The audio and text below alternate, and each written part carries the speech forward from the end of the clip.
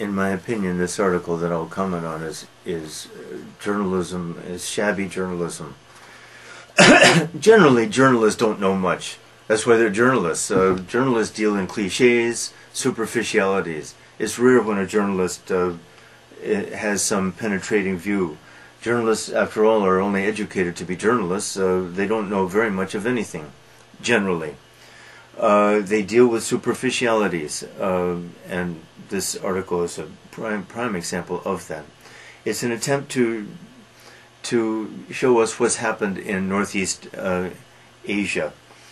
And the point of the article is that with the collapse of the Soviet Union, with the increased market economy of China, North Korea became, which was supported by the Soviet Union and China before, now became isolated, lost almost all economic support from those two giants. And both of those two giants turned to South Korea and tried to form economic relations with South Korea. Result, isolation and misery in North Korea. Okay.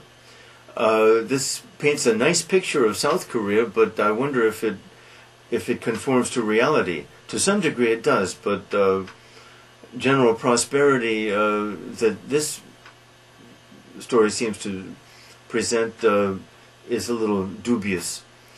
No one trusts Japan because of their track record in the past and Japan's refusal to publicly apologize for its misdeeds during the first half of the century, specifically in China and, of course, in Korea.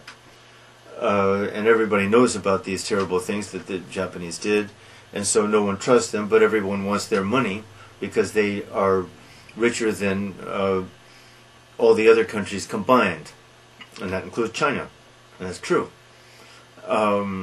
China is no threat to Japan economically yet, and it would take at least 25 more years of very rapid growth for China to even equal Japan economically, GNP and things like that, despite having 10 times the population or 8 times the population of Japan.